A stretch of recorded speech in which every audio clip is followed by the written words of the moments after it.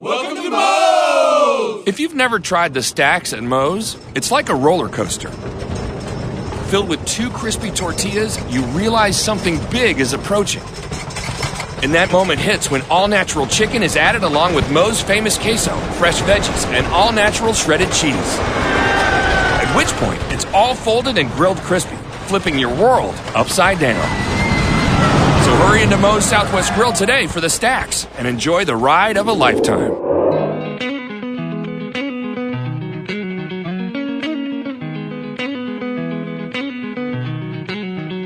Back on the Monday Morning Quarterback, NorthJerseySports.com's original multimedia series, talking all things football across North Jersey. This is Season 4, Episode 3. I am Corey Doviak, and I can honestly say that I look forward to doing this show every week, but I can honestly say that I have not looked forward to an episode more than the one that we're going to do tonight. First, let me introduce my panelists who will be joining me for this extravaganza, starting with our very own North Jersey football insider, Jimmy Avatabile. What's up, Jimmy? Not much, Corey. Going to be another exciting week this week. Absolutely will be, and it will be witnessed by our very own Mr. Football, Brian Carr. What's up, Brian? Hey, it was a good weekend, even though I didn't get to see the games. I was on the road, had some good clam, and saw some baseball down in Baltimore. So I'm looking forward to a good week coming up, a couple big games. Yeah, you were out of town, but nobody would have known it. You were tweeting like a maniac. You were keeping everybody up to date. I was retweeting your tweets like a maniac, and you managed to stay close to the action, even from 500 miles away, or however many miles you were. Right. Yeah, it was good. It's good. I got it. I'm hooked. I'm hooked. Got to stay in touch. You're so hooked that why don't you tell people where you were before this episode taped tonight? Oh, well, I usually go for a walk, and so today I was down at the Dumont High School track, and the Dumont High School football team was still on the field. So I was walking. I don't usually talk to the coaches, but anyway, I walked up, and I know Rich Kerber, one of the defensive line coaches, so I know Ricky Bird as well as one of the coaches. He played with my son at Dumont. But I talked to Rich, and, when I was there, I didn't know, and so I talked to him for a few minutes about the team, and it was really good. I mean, he's very positive. The team has a tough schedule against tough teams. They lost to Mawa this week, and next week they play Westwood. But in the meantime, I looked it up. He was third team All-County for Pascack Valley, Rich. So yeah, good stuff. Good guy, and hey, I hope Dumont does well. I always root for the local team. So the short answer is, on a Monday night, you were out for a walk and watching Dumont High School football. That's the short answer. Yeah. That was an accident. That's an accident. I wasn't intending, but it's Jimmy, what do you never know what's going to show up. Jimmy, was that an accident? Come on. No, it wasn't an accident. He just happened to be there when he knew the football team would be out. That's right. He's timing his walks. All right, so this episode of the Monday Morning Quarterback is going to be a great one because we will have on the voice and face of not only North Jersey football, but tri-state area football for the last 30 or so years, an unceremonious exit from the former MSG Varsity, now News12 Varsity. Mike Quick is going to join us here shortly, and we're going to get his side of the story. And I can tell you this, having already taped the interview, you're going to want to listen to it because he was done wrong by a corporation. He talks about it, and then you realize just how good the guy is at the game of covering high school sports because he breaks down everything from, the starting, you name a position on one of these teams in North Jersey, one of these powerhouses. He knows who plays it, what his, the 40 time is and everything else. So he's certainly still on top of his game, and we are going to talk to him about it. Jimmy, just quickly, we'll go into other games. I have some sound. Richie Barton covered St. Peter's Prep against Seton Hall Prep on Saturday at Cave and Point. He sent in some interviews.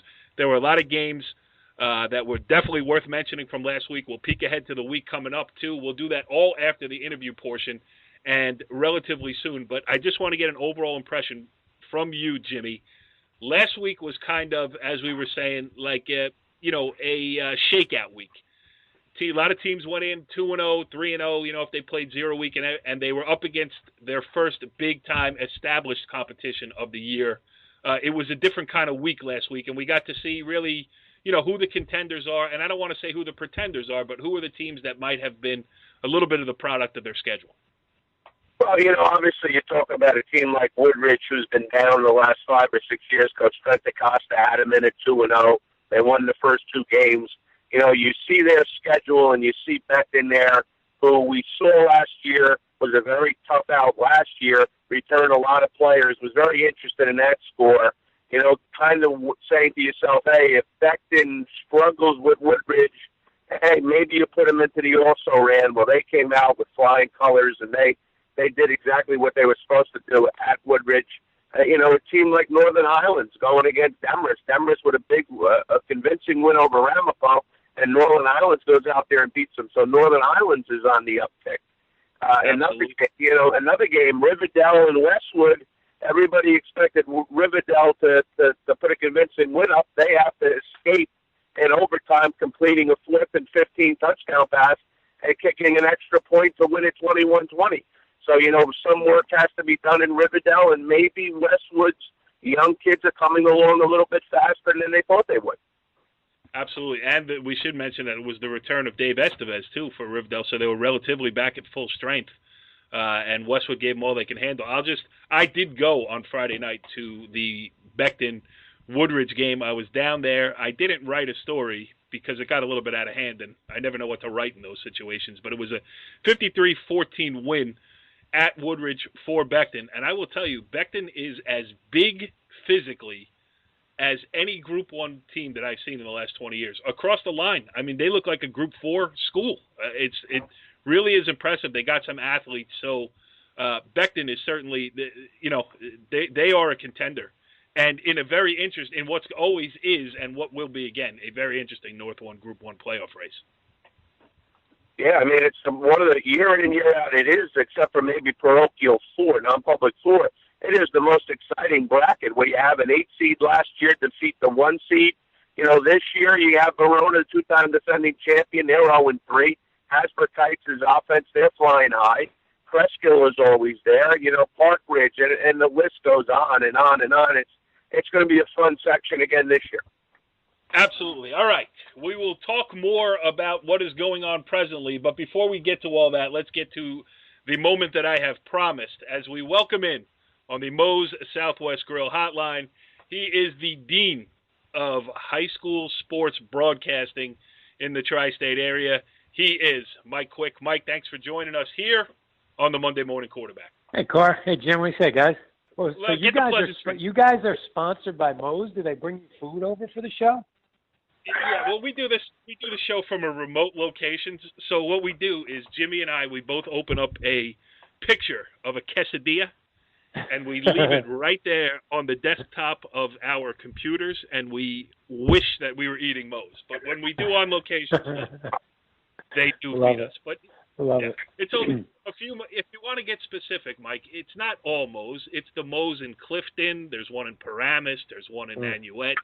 There's a couple of others too that sponsor us. But anyway, let's get to down to brass tacks here. Yeah. You know, I hate to make you feel old, but I remember watching you when I was in high school on the old MSG shows there in your studio, and you basically started this medium that is high school sports media coverage, and you have a huge following. I believe Mike Quick was trending on Twitter there. Bring Mike Quick, yeah. That was funny. Yeah, so all that stuff. But the bottom line is you are not on it right now. What happened? Well, you know, guys, I wish I could tell you. I was told that I wasn't being brought back because they weren't doing studio shows. And that was not the case because they are doing studio shows. So your guess is as good as mine. I have never officially been told, other than to be lied to, that I wasn't coming back because there were no studio shows. So with studio shows back, that's not the reason I'm not there. So your guess is as good as mine. And I'll tell you what, it couldn't have been about work ethic. I can promise you that. We were pounding out I was responsible for 5.5 hours of original content, during the week, during the football season, 4 hours during the basketball season, 3.5 during the lacrosse season. So it was never about work. But you know what? That's the way I look at it. I don't even want to say it's their loss. Okay, I think it's the people who we saw on Twitter the last couple of weeks, and I was flattered. Usually you don't hear about this stuff until you're in heaven, but when you hear all these beautiful things that you were said, I knew people, liked the show. I didn't know to the extent, and that was beyond flattering because there have been days that have been tough, and believe it or not, and Jimbo, you'll get this. I've always kind of thought about myself as a coach. I'm not the guy with the beautiful hair and the GQ looks, and I've always said our shows worked because of the stuff that I would do behind the scenes. And the day that I miss the most, aside from the games, is Sunday. I'd get into the office about 6:45 in the morning, leave 6 o'clock at night, and everything would be formatted for everybody. So the second all the guys walked in on Monday morning, everything was laid out. The 7 quick hit shows, the 2 poll shows, and I would even have the games I was going to put a face on for later in the week. So that, and Jim, because you and I speak a lot, that's the part that I find myself sometimes watching these NFL games being, okay, this is about the time where I'd be talking to Mike Kinney, going over the whole jersey poll, where that works in to the whole setup of the tri-state. So, it's, like coaches always say, you never win on game day. You win on, Tuesdays, Wednesdays, Thursdays. And our shows, I always thought we won on Sundays because all that stuff was taken care of, so nobody had to worry about it. Jimmy, you go ahead. I got 4 million questions here, and I'm angry, so I'm going to let you go. I'm going to collect myself. Go ahead. Well, it's funny that we talked to Mike now with everything that went on with the Dodgers and Vin Scully, but if you talk about Mike Quick, he's the Vin Scully of high school sports in the tri-state area. And, as far as MSG Varsity or NJ Varsity, they've lost every bit of credibility within coaches, within players, within people in the game of football, lacrosse, basketball, and right now it's a ship without a rudder. Listen, there are a lot of good guys, a lot of good reporters that still work there, but to take the face, the guy that built it brick by brick from the foundation, it's just wrong. And I'm friends with Mike, but it's a sad situation for a lot of people that like high school sports. Well, Jim, I appreciate those kind words. And it's not only the fact that I'm not there, but a lot of my good friends are there. So you want them to succeed. Jimmy Cavallo's my best friend. No. I know you love the guys. You love the guys, but you were done wrong by the company. I get it because, I'm in your business as well, and, I root for people and friendships aside, but this is very personal, Mike, and you're too good of a good dude to say it.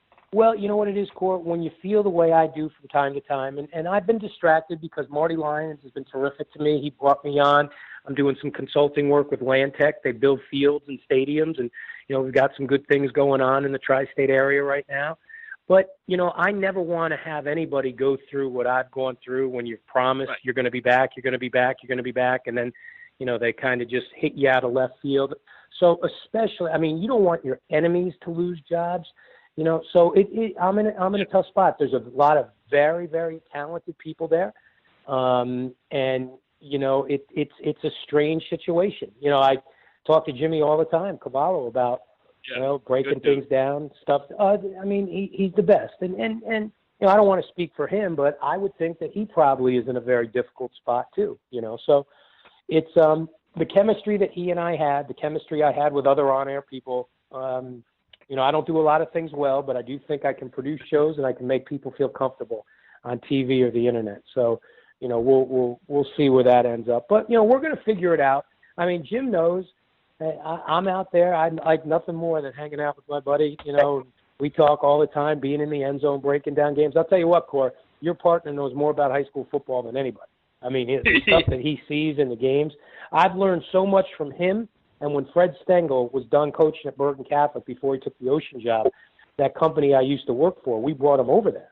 And I learned so much spending that year with Coach Stengel, So you're lucky. Northern New Jersey, it's a lucky place. There's some unbelievable football people in Northern New Jersey. And then, the teams, they're second to none. Although I don't think there's a great team in the state of New Jersey this year. I really don't.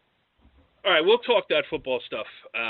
Sure, and I agree with you 100%. I mean, every week I sit here, I do the show with Jimmy, and the lineage that he goes back, and it's 6 degrees of separation with Jimmy Avatabile every week. I coached with him, all that stuff, and he really does have a great knowledge of it. But you do too. But let's talk about this because I'm curious. I've been a outsider in the business for the past 15 years since starting NorthJerseySports.com. I mean, I went off, on my own. I had my own issues with getting fired by a paper that was owned by the Bergen Record. So, that really kept my fire burning. Still does, actually, to be honest with you. Well, I'll show you. I'm sure you have to have some type of that feeling as well. Is that true? Cora, the coach in me, spot on, 100% right. We'll figure it out. And I don't want to say that I'll be bigger and better than ever when I come back, but when I come back, I'll be just as good as I always was. I'll give nothing more and nothing less. There's nothing harder than building a following. I mean, you could package anything you want. You could make it look pretty. You could put graphics all over the place and do everything like that. If you don't have the content that you provide, it's not really worth anything. So once you get yourself reestablished and, hoping it comes sooner rather than later for you. People are going to fall right back in line. They're going to be, that's what we were missing is Mike Quick. You can do it in a one-camera shoot, make it, shoot the back of your head, and still people will listen to what you're saying and enjoy it. So, well, some people may want to look at the back of my head instead of the front of it. Yeah. But this business that we're in, it's crazy with everything that's going on. Not just us on the low. I mean, I'm not. Believe me, I'm not delusional enough to lump myself in with a major company like Cablevision before, and now the one that has come now. But I am kind of in the business, and it's really crazy with what's going on. That at a time when the reach that we can provide is so much more, and the hunger for this, quality content has never been higher.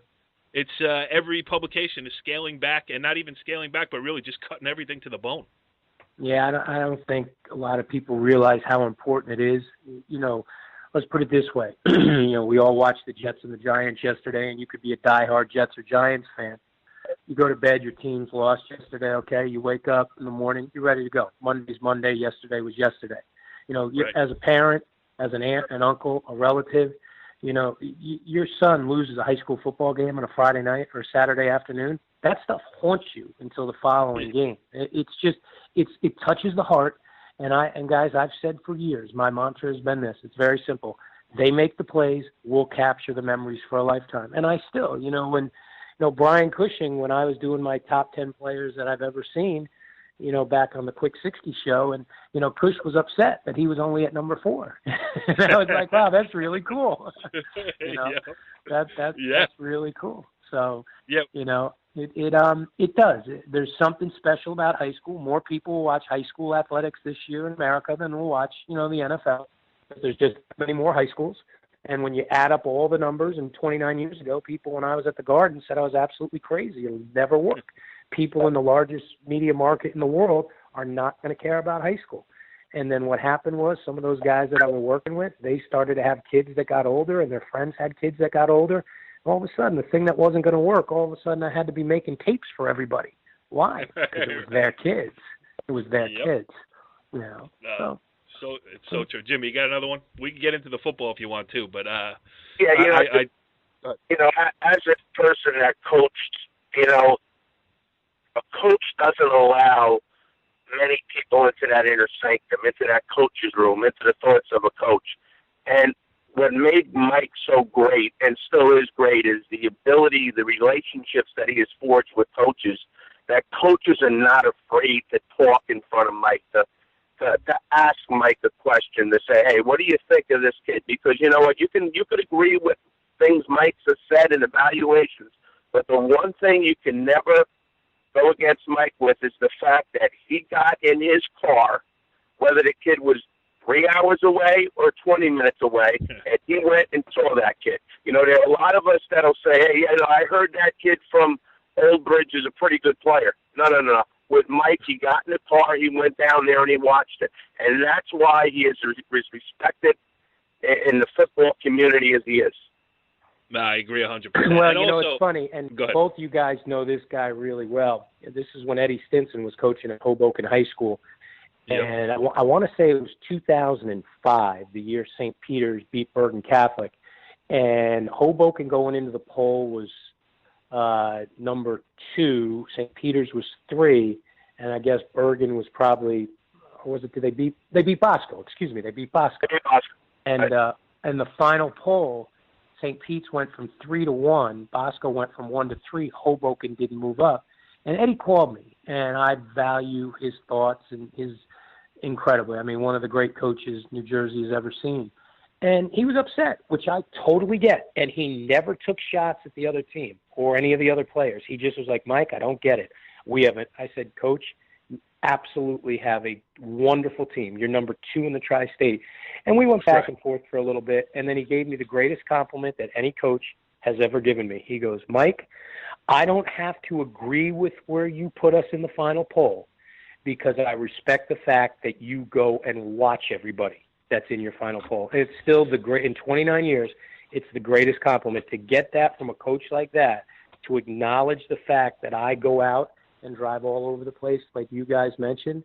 That's a great compliment. And listen, I'm going to tell you this, and Corey, I don't know if I talked to you about it last year. Jim knows I talked to him about it. I could not do what everybody else did, name Rashawn Gary as one of the best players in the tri. He was, first-team player as a junior. I did not think, other than the Bergen Catholic game, that he had a great season as far as his standards were. Same thing with Jabril Peppers when he was a senior at Paramus Catholic. Jabril Peppers was going to end up being, if he had his senior year, anything like his freshman, sophomore years at Bosco, junior year at Paramus, he would have been the greatest high school football player I ever saw. Greatness is not on the sideline at the end of games. Now, you're seeing what he's doing at the University of Michigan right now, which further proves my point. There's 2 guys this year in New Jersey, in northern New Jersey, who have all this acclaim. I want to see it. I want to see Corey Bowles crank it up and start playing. And I want to see Hardy over at St. Joe's start playing. I want to see it. I want to see it. Yeah. And this is a great evaluation weekend because you have the big game at Paramus on Friday night, and then you have Bergen at Joe's on Saturday. Let's go. You know what? Let's stop offering everybody because they look the part. How about playing the part? Yeah. I see. This is what bums me out because I missed this. This is Mike Quick talking football. Jimmy. I mean, this is what we should be doing instead of asking him why he's not on that stupid TV channel. I mean, it's a friggin' joke. Oh. Anyway, it's a great breakdown. Let me ask you this, Mike. You have been, as we mentioned here, to a million games. What's the best game you've ever seen right off the top of your head? 2005 Bergen Joe's. Okay. Although I will say this, and Jimmy and I were talking about this about 3 weeks ago. We went up to Hackensack to watch the Wayne Hills Hackensack scrimmage. The Rashidi Brown Hackensack team against Jimmy coaching with the great Mike Campanile, Paramus Catholic. That was an unbelievable football game. And also, too, if you think about Ridgewood that day with Hackensack up there in 2004, if Hackensack doesn't complete that pass with no time left in the corner of the end zone towards the street, Chuck Johnson's 2004 team finished number 1 in the tri-state because I ended up going with Bergen. But when they lost, it opened the door. Because remember, Cush only played a little bit in the first game, did not play in the second game. And right. I remember walking down the hill with Jimmy Cavallo after Don Bosco just annihilated them in week 2. And I said to Jimmy, I just saw the best team in the tri-state tonight. He goes, Bosco's really good. And I said, yeah, they're pretty good, but they're not the best. Bergen's the best team. And he looked at me like, what are you talking about? I said, you watch. There's something I saw here tonight, and it just played out. I don't know. When you look at that team, Stengel's team in 2004, what they had to do towards the end of the regular season and in the playoffs, it's legendary stuff who they rolled through to win. Legendary. And, Yeah. Oh, I thought you really lost your marbles. You were going to say the Wayne Hills Hackensack scrimmage was the best game you ever saw. No, I'll tell you this, though. Jimmy and I were on this right away. We said Wayne Hills is going to score a ton of points, and DeVerna is doing some wonderful things this year. But we said they're going to give up a lot of points, too. And that, and when we go to scrimmages, I could care less who wins. I have no idea, and I bet you Jim doesn't either, to score that Hackensack Wayne Hills scrimmage that day. I no idea. But we knew that, you know, maybe both teams don't tackle that well, maybe don't cover that well, and I know that they're not scheming for things like that, but we saw things that day, and that's why we go to scrimmages. It's not who – I could care less. I'm going to tell you this right now. For all the people out there in northern New Jersey, and this has got to be put to an end right now, the best team in the state of New Jersey by far is St. Joe's Prep of Philadelphia. Because for all those people at Bergen Catholic and St. Joe's who said they got the better of them in those scrimmages, remember this. You grade scrimmages when the big boys are in, the first-team guys. And the first-team guys for St. Joe's Philly beat up Bergen Catholic and St. Joe's Montvale. Beat them up. I love Mike Quick. All right, Jimmy, ask him some football questions here. Well, you know, Mike, we've talked about this year so far not knowing what to expect with the big boys in the parochial. And I'll tell you what, we're going into now week number 5. And I'll tell you what, anybody in my eyes can win it. I haven't seen St. Peter's yet. We know they're going to be talented. They'll be tested this week. But if you had to pick right now, who would you pick to win that championship? Mike, did we lose you? Nope, you guys have me? Yeah, we got you. Go ahead. Sorry. Don Bosco. And here's why. Jalen Berger, the freshman running back. Mark my words. He's going to be special. No doubt about it. And what they'll do now is that's going to free up Don Bosco to stop breaking child labor laws with Kevin Brennan. So he doesn't have to be on the field for every single play, offense, defense, specialty teams. This week, when they got the victory against DePaul, Brennan touched the ball 6 times on offense, and that's a good thing. Berger got a lot more. Tommy Courtney's getting his mojo going a little bit, and DeVito played his best. Tommy DeVito, I think what has happened a little bit this year is maybe he kind of lost the security blanket of the great line he had a year ago. My Eddie and all those guys, you know, protected him like he was the president. They were Secret Service. I think the other night he got that back. Like, okay, I'm going to hang in there. I'm going to make some plays. Very, very well the other night in that victory over DePaul, which was a must-win game. If Don Bosco loses that game the other night, wow, you can't get bilge pumps to get the water out of that ship fast enough because that thing was sunk. Would have sunk. Yeah, but you're right. That's the guy, guys. That's the guy. Berger, freshman, wonderful use, doesn't overuse his speed, uses his vision. When he sees it, then he pops the hole. Believe me, he's going to be terrific. Terrific. Oh, that's all right. We'll put a face on it. How about that? And I'm going to tell you this. Put a face on another thing. Marcellus Earlington. Now, I fell in love with him. Yeah. I went up. I loved him in hoops, but go ahead. Well, that's the thing. I go up to watch Old Tapan play Don Bosco in a Tuesday night basketball game, and went up there. And during the game, I called Mike Teal. I'm like, who's this big dude? And you better get him playing tight end. So obviously they did that, already had one of the catches of the year this year. It will definitely be one of the catches of the year all year against Moeller. Back of the end zone, 6'6" frame, extended, one hand pulls it in. And I thought, big-time tight end. I am totally not into that right now. He is going to be one of the most heavily recruited players because nobody knows now with Valdez being hurt. And what a shame with Marcus Valdez being out and Drew Singleton out. Maybe the 2 best players in northern New Jersey done for the year. Had a nice conversation with Drew in the parking lot before the Bergen game. What a nice kid. What a gentleman. Terrific. But now, with Earlington playing defensive end, oh, my gosh. I mean, he already looks like he should be in the SEC right now, and he's played the position for 2 weeks. 2 weeks. That's it. And Marcus was teaching him up in practice, too. So, I mean, he's a great athlete. You could just see with the way it translates his basketball skills. And again, here's another case to be made for playing multiple sports because that kid could certainly specialize in either one, but playing both helps him in both. He's just no question. Yeah. No question. All right, Jimmy, I could do this all night. Like I honestly could do this all night. We're deep here with Mike. You got another question for him? I haven't heard him say he has to hang up yet. Yeah, Mike, we've seen St. Joe's a lot. We saw him against Seton Hall Prep and St. Joe's Prep, and we saw him against Phil Barton. And coming into the season, they returned most of that big, dominant offensive line. They returned their quarterback, Patty. What do you think has been the problem with them offensively? It looks like they're stuck in between trying to be a power team one play, a finesse team the next play? Where do they go offensively?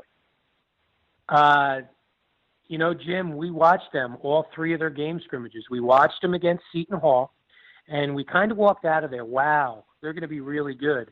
Then we watched them against Middletown South, and it's like, let's not, ordain them the number one team in the tri-state yet. And then we watched them against St. Joe's, and you and I walked out of there with major concerns. Consistency is the problem right there. If you can't score in the second half, you can't win. If you can't run the ball consistently in the big boy Northern New Jersey division, you can't win.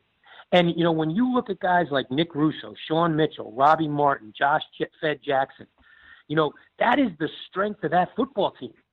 Well, they better show it on Saturday, because otherwise, if they don't, they'll be 2-2.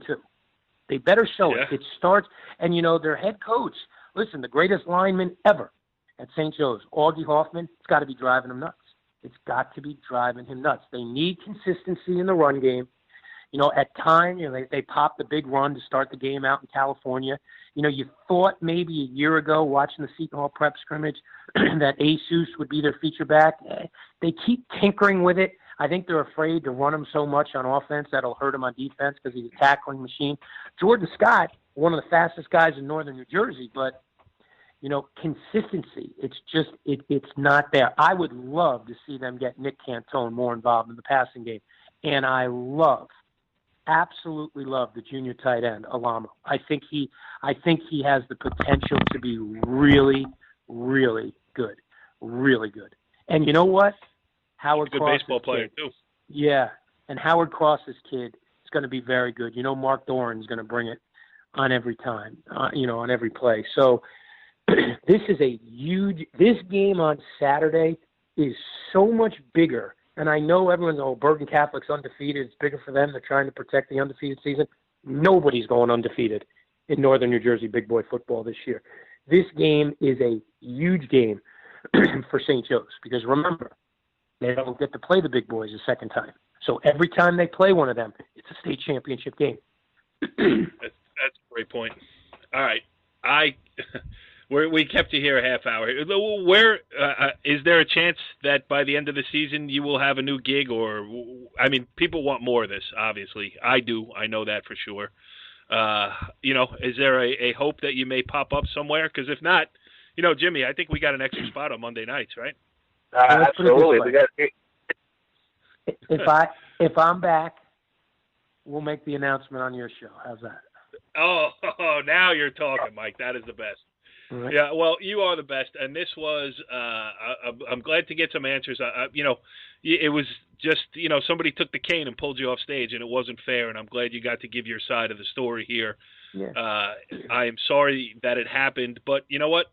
Sometimes from the worst case scenario comes the best case scenario. I have no doubt that you will land upright here and keep this thing going. You could go out and do your own thing.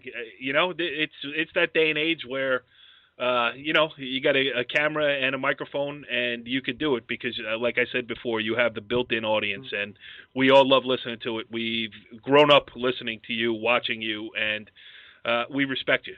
So, well, guys, I appreciate it. Like I've always said, 29 years, I had the second greatest job in the world. The greatest job, high school coaches, because they teach a classroom that kids don't have to go. They choose to go. And when you choose to do something, you become a sponge, you learn more.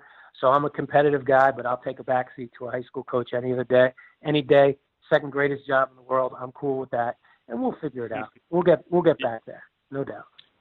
Great. Mike Quick, thanks again for coming on here, and this was a pleasure, and I hope, and I mean it, to see you on the sideline soon, and I will sit there, and neither one of us will do our jobs because we'll be talking instead of working. Hey, but that's fun. 30 years. You two guys guys in Northern New Jersey are lucky to have guys like Jim and Corey out there doing the thing, so you guys are terrific, too. I appreciate you having me on, and I mean it. If we figure this thing out, we'll let everybody know first on your show.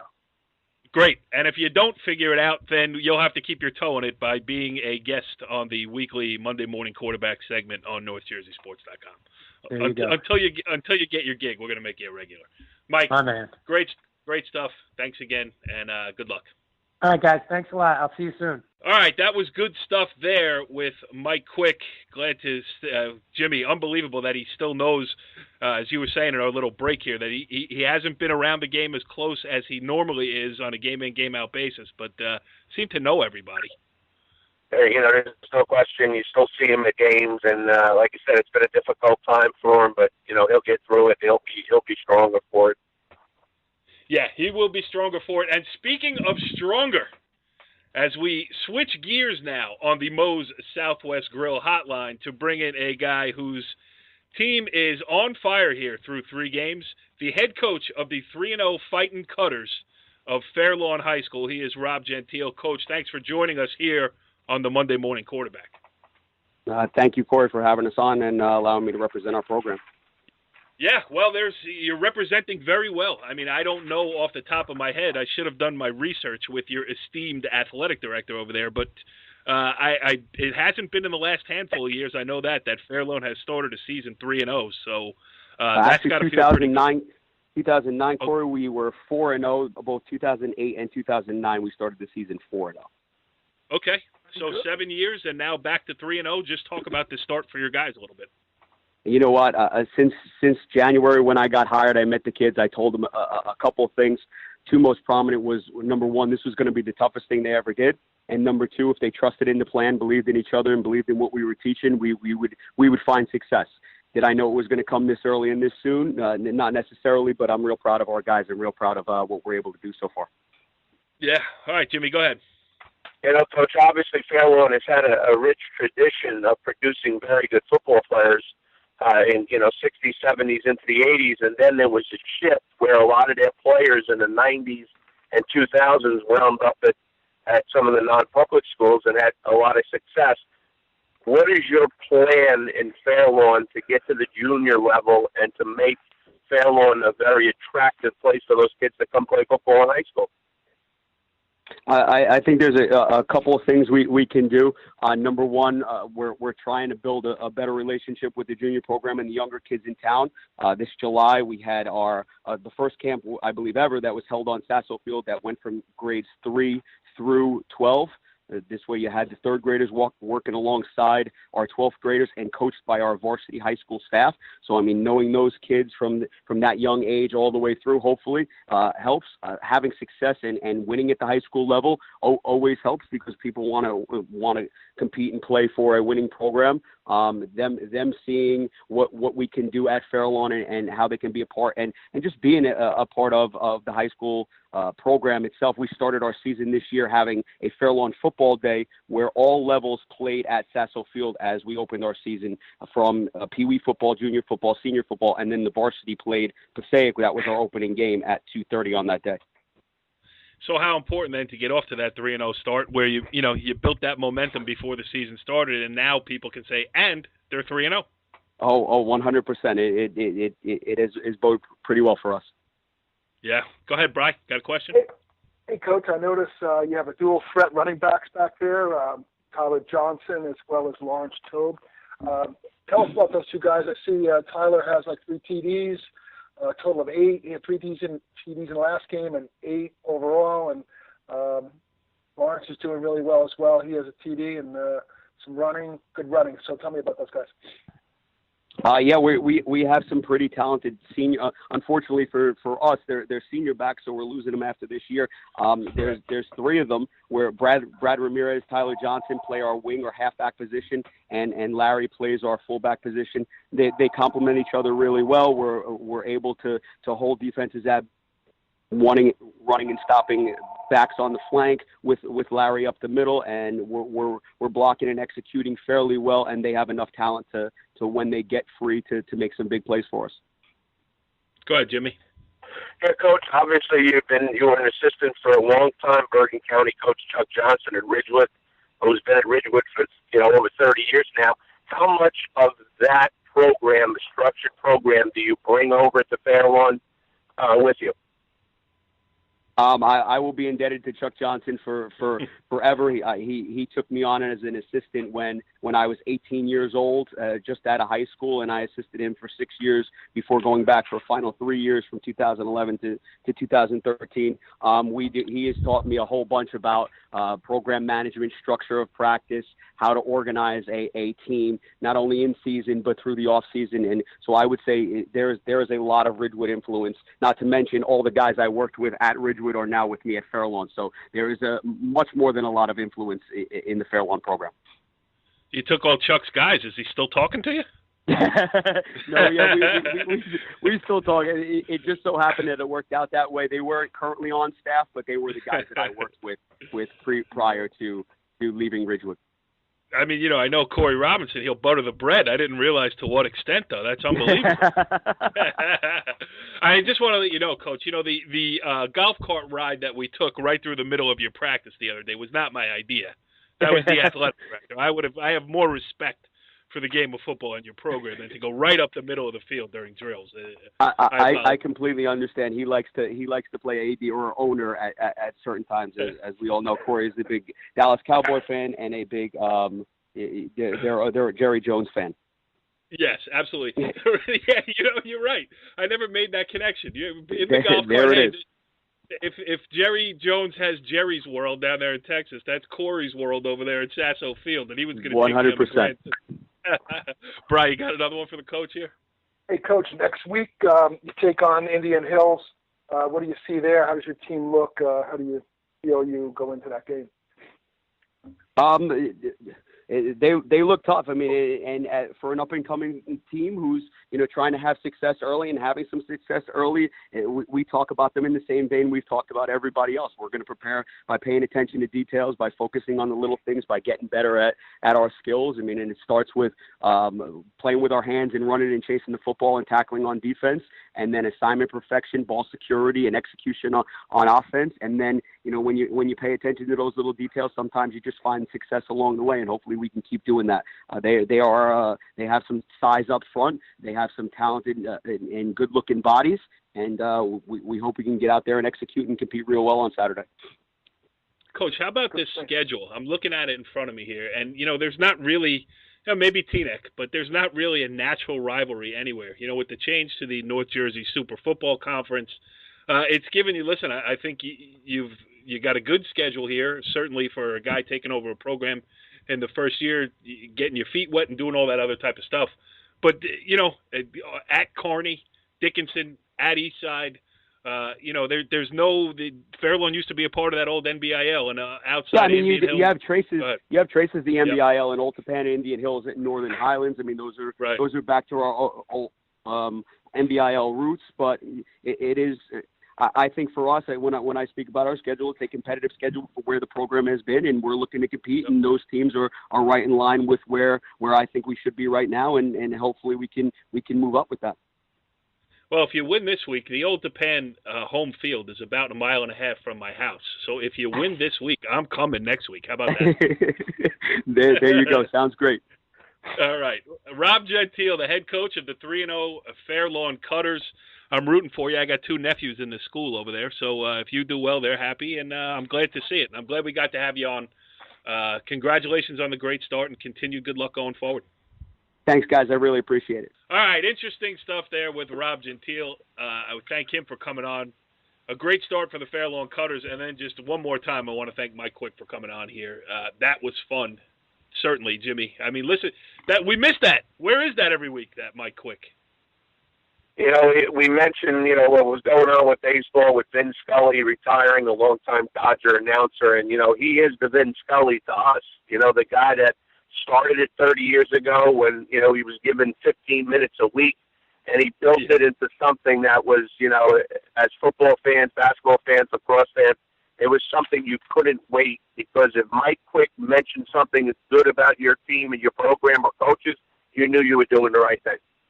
Yeah, no, I remember back in the day when I was in high school, that's where I heard of Christ the King and all the, I was a kid in Powell Park watching that 15 minutes, as you say, every week, and those are the first times I heard those names of those schools, those New York City Publics, the New York City Parochials, and St. Raymond's of the Bronx, Orlando Antigua. I still remember the names of those kind of kids that he was covering there, and it really opened up a whole new world for me. And now the media is so much more available, but back then that was the show, and he was the best at it, and still is here 29 years later, as he said. All right, hey, Brian, you were very quiet during that Mike Quick interview. What happened? I was checking out Twitter. That's why I was keeping track of him on Twitter. All right. Anyway, let's get back to the action that was from the past weekend here. We ran down some of the games at the top of the show that were certainly interesting, but we can get into a couple more of them now. And I do want to talk about the big boys a little bit here. Jimmy, why don't you? Well, Brian, you weren't around this weekend. Jimmy, where were you Friday night and Saturday? Why don't you start us off? Well, Friday night I went to Ridgewood, to see Coach Johnson's Ridgewood team. Been to the state finals the last 2 years. One of the favorites to get there again this year against a Clifton team that had put up, it averaged 42 points a game the first 2 games, lopsided wins. And I'll be honest with you, I was very disappointed in Clifton. Ridgewood was just methodical, didn't make mistakes. Typical Coach Johnson team. He doesn't beat themselves. And, and they have one of the best punters I've seen in Bergen County in a long time, and Mr. Fiegels. I mean, just to watch him in pregame, just booming the ball. Obviously his father was the Giants punter, and, he's going to Miami, University of Miami on a scholarship. But they just methodically wore Clifton down, as they've been known to do. They won 30-0, and unfortunately for Clifton, the best part of Clifton was the band before the game. Good band at Clifton, though. That's not even a negative, because that really is a good band, though. Our guy Richie Ballgame Barton was down on Saturday afternoon watching the St. Peter's Prep Seton Hall Prep game, and interesting because St. Peter's Prep, you look at the final score, it was 42-14. St. Peter's Prep, obviously one of the favorites in Parochial 4, and for best team in New Jersey, they're still in the mix for everything. We've had Seton Hall Prep head coach Vito Campanile on this show last year. And, Jimmy, there is 42-14. Well, I have an interview that I'll play where he'll say it. But needless to say, Seton Hall Prep is closing the gap quickly. It's been a tough road. They're jumping in this year in the Super Conference. Now they're playing week in and week out the toughest teams in New Jersey, something that Coach Campanile wants. He knows that in order to take the program to the next level, that's the necessary steps. They might be giving up a little bit of talent each week to these powers, but they're going out there, they're taking some shots, they're throwing some punches. Unfortunately, they haven't been able to get on the win side yet, but it will make the program stronger, and it will attract some kids that want to go to a great school, which Seton Hall Prep is, and now want to play the best in New Jersey. Yeah, but they are 0-3, but people are taking notice, including St. Peter's Prep head coach Rich Hansen. Here's what he had to say after the game. It's a weird game. You look up 42-14, but, to get to where you want to be, things have to be a lot cleaner, a lot sharper. Yeah, we've been, it's exactly what I just told the kids, and we've talked all week. It's not about winning. I'm fairly confident we're going to win those games, but it's how we win. And, between turnovers and some penalties, I think we dug ourselves a situation where, it was difficult. So we got to clean it up, and if we clean it up, I think we have a chance to be pretty good. Yeah, defensive line, they were all over the QB all day, and that was, really the strength of your team today. Well, I think it's the strength of our team overall. Our D-line, probably can match up with most people. And we're going to ask them. They've done it for the first 3 games. We got a quarter of the season out of the way, and over the first 3 games they've been dominant. So, we expect that from them. The Twins have been around for 3 years now, starting, and they know the drill and playing. So we expect to be in a situation where our D-line, can get the best of people, and that's our strength. That's our team's strength on defense. Looking ahead towards PC, though, that, again, a lot of things have to be corrected, and they have to be corrected fast. because PC's looking for a statement win, and you guys need to put 4 quarters together. Yeah, we're looking to get better every week. I don't care who it is. I don't really worry about who we're playing as much as I worry about us. And I think that in the situation that we were in today, it wasn't big adjustments. It was just about we have to play better and we have to do things better. So that's going to continue to be the mantra.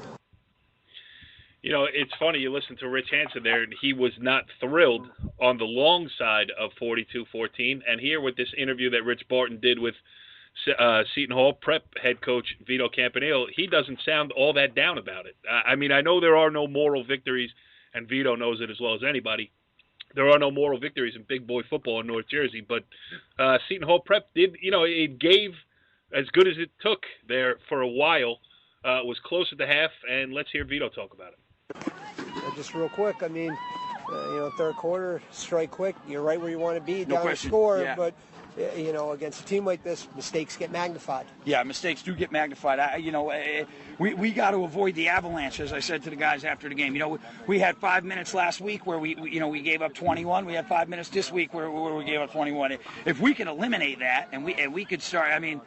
We handed them the first touchdown, giving them the fumble, and then we threw them the second one, giving them the interception. So we got to do a better job of that. But I couldn't be more proud of the character and the toughness of our kids. We're fighting. Talk about, obviously, it's disappointing when you lose 42-14, but you realize a couple plays here or there and the ball game's the other way, and you're not that far from where you want to be. Yeah, no question. There's 42-14 where you got hit by a bus, and there's 42-14 like today. So, that third down crosser to Dwayne, if we get that call, we got 1st and 10 on the 40 going in, and it's a tough call, and I had a stern conversation with the officials. We didn't get it, but if we get that play, it could be a different game, no question. Brian, there's a difference. There's a 42-14 when it looks like you got hit by a bus, and then there's a 42-14 like they had Saturday. So Seton Hall Prep, it's coming together for them, even though if it hasn't shown up in the win-loss column just yet. Yeah, I don't think there's any question. I think what's hurting Coach Campanile is maybe a little bit less team speed than the other power parochials and a little bit of depth. He mentions those 4 or 5 minutes where he'll give up 2 or 3 touchdowns and bad things will happen. I think it's the ability to not have kids play both ways, where the other big parochials are doing. Maybe they get worn down a little bit, which, would prevent them from staying focused. But you know what? He realizes this is all part of the process in building. Very rarely, if you build it the right way, does it happen immediately. It's going to take a couple of years, and I'm sure they'll be competitive down the line. Absolutely, and Seton Hall Prep getting better. St. Peter's Prep with a chance to really prove itself this week. They're going to take on Paramus Catholic there. And, Bri, I know a game that you followed closely from afar was the great one between Bergen Catholic and Paramus Catholic, with Bergen Catholic and Johnny Langan on one leg gutting out a 17-14 I was following win. the game. I had Bobby Maines called me up, and my friend was texting me the score. Everybody said it was a really good game. Paramus Catholic had a chance. There was up 14-7 in the third quarter and gave up the 2 scores. Bergen could have scored another touchdown, would have been more of a larger lead there. But it was a really good game. Both quarterbacks really excelled. Johnny Langan couldn't run, was 17 for 34 with 300 yards. And Andrew Brito, from the big house, Andrew Brito had 19 for 31 and 312 yards. And he had a TD passing plus a TD rushing. So the quarterbacks really stood out. The defense is good at Bergen, really good defense on both sides. But it was really exciting, and people were impressed either way. Even rooting for Paramus Catholic, my buddy was very pleased with the game. Normally he'd be grumpy because but he was happy. It was a very good game on both sides. Yeah, and I think you just gave Andrew Brito a new nickname, Big House Andrew, Big House Right, Brito. right. Maybe that will stick over there. And Jimmy, Bergen, 4-0 looks great, and against the competition that they have played, 4-0 is great. But when you look at the next 4, at St. Joseph Regional, at St. Peter's Prep, at Pope John, and home against Don Bosco Prep, their season's really just started. We talked today in school with a couple of the coaches, Coach Sabella and the defensive coordinator at Paramus Catholic, And they were talking about it. They were a little bit down, obviously. And I said, guys, listen, everybody makes the playoffs. Okay? Nobody is going to go undefeated. It's impossible with the quality schedules week in and week out. People getting injured. Who's not going to play? Langen, did an unbelievable job coming in hurt. He got more banged up. Is he going to be available this week against St. Joe's? That's the question. The backup quarterback for Bergen, if Nunzio wanted to pull him, was unavailable. He was hurt. So, it's going to be a war of attrition here, and it's whoever can navigate these pitfalls in the next 5-6 weeks are going to be the one that gets a Giant Stadium. Yeah, really. I mean, I don't think nobody has established themselves as the favorite in that bracket, and nobody can establish themselves because, if they all finished 500, if they were all 4-4 at the cutoff, and you put them in, there's no telling who's going to win that thing because, like you said, there's too many variables. They're all talented. They're all going to be hurt. Let's see who's left standing. That's going to be the fun part about it. All right, the other big boy game we should talk about was Don Bosco Prep getting off the schneid, 35-21 over a young DePaul team. I mean, DePaul has put out a tremendous effort this entire season, only to come away with an 0-3 record. And Don Bosco Prep has been in just about every game to finally get their first win, number 300 in the glorious coaching career of Greg Toll.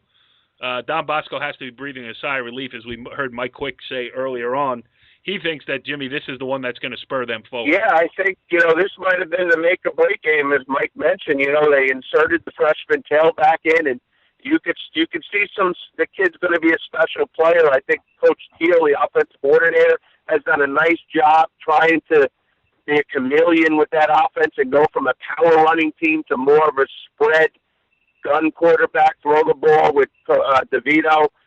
They're a team that still has to get a little bit better, but, their season was salvaged now, and now they travel at Del Barton. Not going to be an easy one, but you would figure they would come out with the win.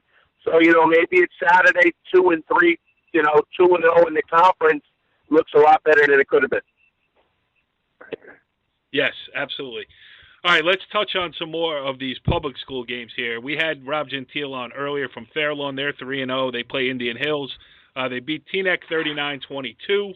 Teaneck is next up against Northern Highlands' next opponent, which leads us right into Northern Highlands. This was one of those show-me games. Northern Highlands came in 2-0. Demarest came in 2-0. Highlands comes away with a 20-7 victory. And, Bright, it seems like they take a step up now in the public school category. Right. And finally in the local ranking, they finally, cracked the top 20. I thought they should have been there last week. Their athletes are doing really well. Their offense, the quarterback, it's Jeremy Barr. He's had some, that's a running back, Jeremy Barr, and Ratner's the quarterback.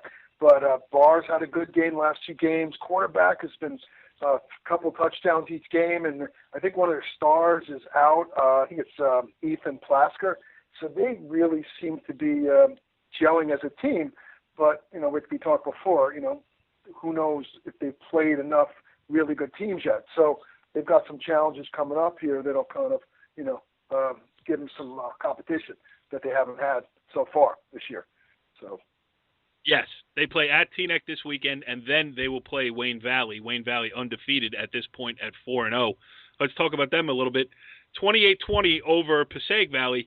Now, Wayne Valley is 4-0. Passaic Valley is 1-2. But, Jimmy, Chet Parlovecchio is doing an outstanding job at Passaic Valley. They've been non-competitive the last couple of years. He's come in and, he's done it before there, and he's back now. And they are hanging in games against teams. They've been competitive against a pretty tough early season. No question. Going into this game, that was one of the games I was thinking about Saturday.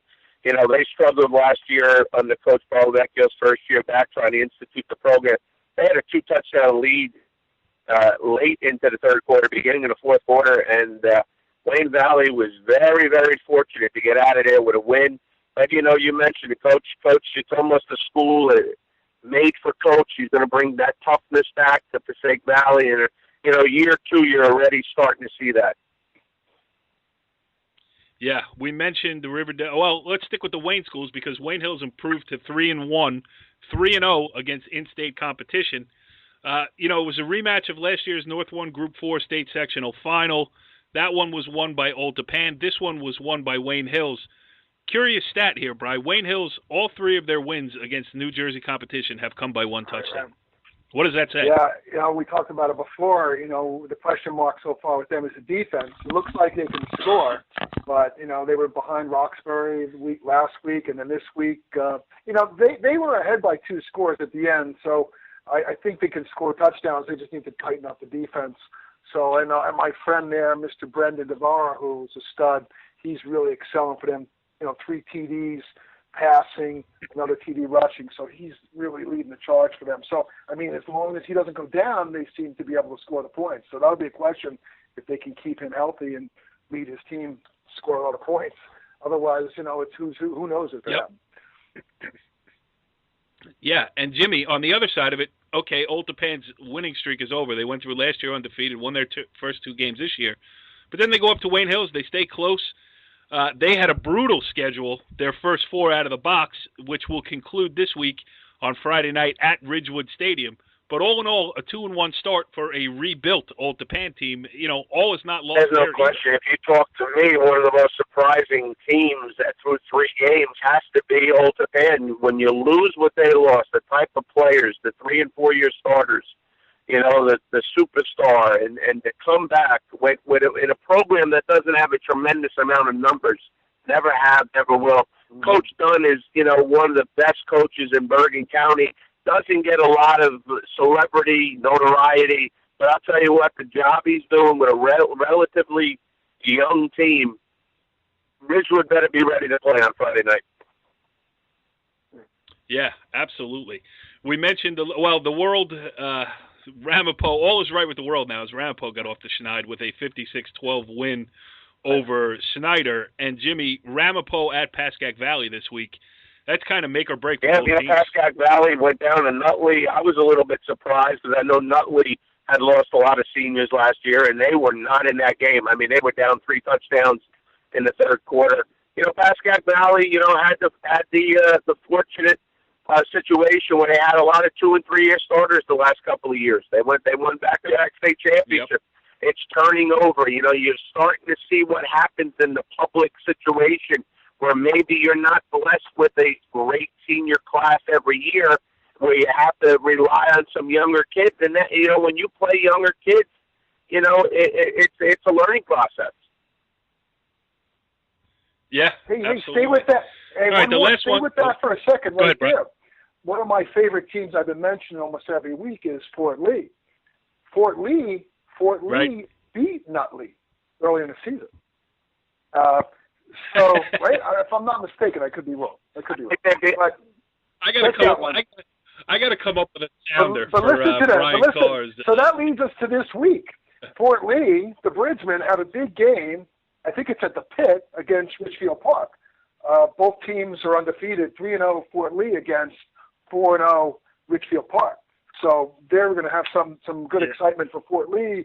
Where are they in this mix? I know they're 3-0 for the first time, and I think about 10 or 20 years for them. So anyway, it's just my. What do you got? This Fort Lee update brought to you by Brian Carr, who took time out of his beat reporting duties at Dumont High School to catch you up with all things Bridgman. How about that? Right off the top, off the cuff. We got a new sounder and everything. Yeah, so keep an eye on the Bridgman. The one I wanted to mention in a similar vein was Ramsey got to 2-2 with a 7-6 win over Englewood. I mentioned Englewood, Dwight Morrow High School, because my wife has been a teacher in that school district for the last 22 years. And the Maroon Raiders were close this week. They lost by a single point. And interesting thing about Ramsey, though, Jimmy, again, that's a team with a proud tradition. They don't have the numbers. They haven't, the numbers are down a little bit this year, but they're 2-2, and they've given up 40 points this year, and they've scored 34. So they're doing the best with what they got. They're a dangerous team. I remember 2 years ago when Westwood had it rolling there with Morganson and those kids, and they went in there and they were very lucky to get out with a win. Ramsey's always one of those teams that no matter what the record is, it's a dogfight, and you better be ready to play. And if not, you're coming out with a loss. Englewood's program is getting better. Obviously, they're more competitive, and they have some young talent there, so they're going to be a team to reckon with in the future.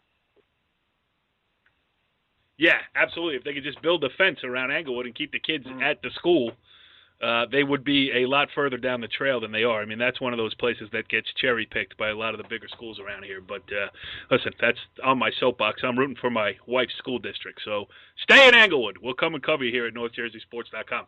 All right, let's wrap it up here. Jimmy, what are you looking forward to? 3 games, obviously, in non-public 4. You have Paramus Catholic hosting St. Peter's. St. Peter's, again, one of the most talented teams in the state. They're going to get a pretty good test with Paramus Catholic. Obviously, Paramus Catholic was 3-1 after the tough Bergen loss. 3-2, 4-1. It sets a different tone whichever way you go there. And 2 great Group 1 games. North won Group 1. Actually, Cresskill at Hasbrook Heights, and Pompton Lakes, who just moved to Group 2 at New Milford, is another really good small school game on Friday night. So I'll probably be at the Heights game, but I know a couple of my friends will be at the Pompton Lakes against New Milford game. Yeah, I think I'll be joining you in Hasbrook Heights. Bry, anything on the agenda for you this week? Notwithstanding Forley and Dumont. I think I'll be in Hasbrook Heights as well. I think that's a good game on Friday night, and then head up to Montvale to see Bergen Catholic travel up to play St. Joe's and see our Dumont guard. Had to throw that in there. Yes. You're going to throw another pancake block up there on Twitter? Yeah. Hey, good luck. Good luck to both teams. You know what I mean? So, yes. Absolutely. And from my standpoint, I will be at one of those games on Friday night. I don't know, Brian, you and I should stay out of the same places, so maybe I'll go an alternate direction. But I will say I will be out of commission on Saturday as the NorthJerseySports.com community will come to a screeching halt for the nuptials of my friend Richie Ballgame Barton getting married on Saturday. So there's going to be a NorthJerseySports.com party going on while nothing is posted.